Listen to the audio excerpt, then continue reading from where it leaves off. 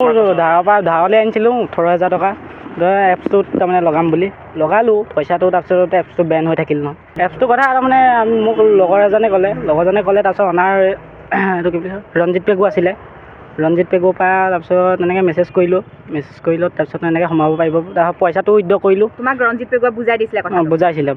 ব্লেকষ্টোনৰ এজন সাধাৰণ ইনভেষ্টৰ ময়ো আছিলোঁ। বাকী মেম্বাৰসকলে যেনেকৈ ইনভেষ্ট কৰিছিলে মই ইনভেষ্ট কৰিছিলোঁ। অৱশ্যে মই তেওঁলোকতকৈ আগত ইনভেষ্ট কৰিছিলোঁ আৰু যিহেতু ব্লেকষ্টোনৰ দ্বাৰা মই আমাৰ যিসকল নিডি ল'ৰা ছোৱালী আছিলে তেওঁলোকৰো কিবা এটা উপকাৰ হয় নেকি তেনেকুৱা এটা উদ্দেশ্য আগত ৰাখি পেলাই মই বস্তুটো দুই এজনক কৈছিলোঁ।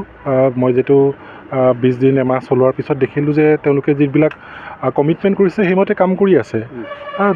ভাবিলোঁ যে এইটো যে ভেৰি গুড এটা চেনেল হয়, গতিকে সেইকাৰণে ভাবিলোঁ দুই এজনক কৈ চাওঁচোন কিনো হয় আৰু তেনেকৈ বস্তুটোৰ লগত সংযোগ হোৱাৰ পিছত ক্ৰমান্বয়ে মানুহবিলাকে চাগে তাৰ ইতিবাচক এটা দিশ দেখা পাইছিলে, যাৰ কাৰণে মানুহবিলাক ক্ৰমান্বয়ে ইয়াৰ লগত সংযোগ হ'বলৈ আৰম্ভ কৰিলে। ব্লেকষ্টোন কি আচলতে এইটো? ব্লেকষ্টোনটো একচুৱেলি মই যিখিনি গম পালোঁ তেওঁলোকৰ এটা ইনভেষ্টমেণ্ট এটা ছিষ্টেম হয়, প্ৰক্ৰিয়া হয়, যাৰ যোগেদি আমি কিছুমান ইউনিট বাই কৰিব লাগে আৰু তাৰ পৰা তেওঁলোকে একোটা প্ৰফিট তেওঁলোকে আমাক প্ৰদান কৰে। পাৰ্চেণ্টেজ ৱাইজ কিছুমান প্লেন আছে, ডেইলি পায় পইচা পায়। ধৰক 3.7%, 3.2%, 5%, 4%, ৰিচেণ্টলি আপ টু 8%লৈকে উঠিছে। প্লেনবোৰ সিহঁতি আনি থাকে, আনি চেঞ্জ কৰি গৈ থাকে।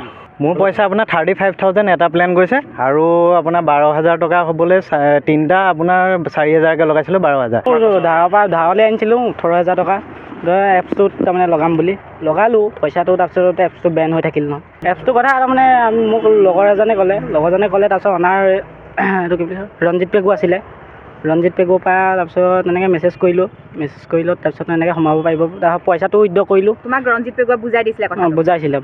ব্লেকষ্টোনৰ এজন সাধাৰণ ইনভেষ্টৰ ময়ো আছিলোঁ।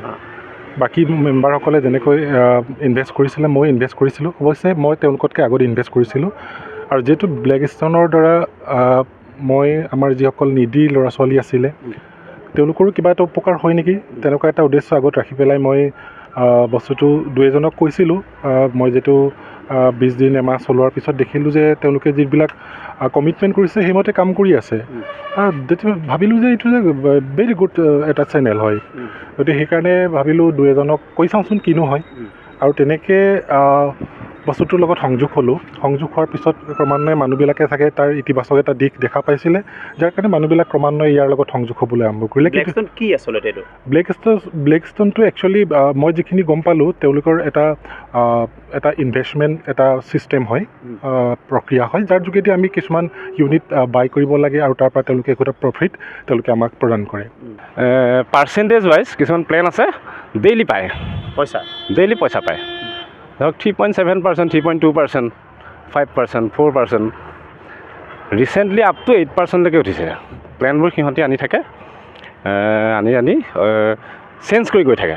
মোৰ পইচা আপোনাৰ 35,000 এটা প্লেন গৈছে আৰু আপোনাৰ 12,000 টকা হ'বলৈ তিনিটা আপোনাৰ 4,000কৈ লগাইছিলোঁ 12,000।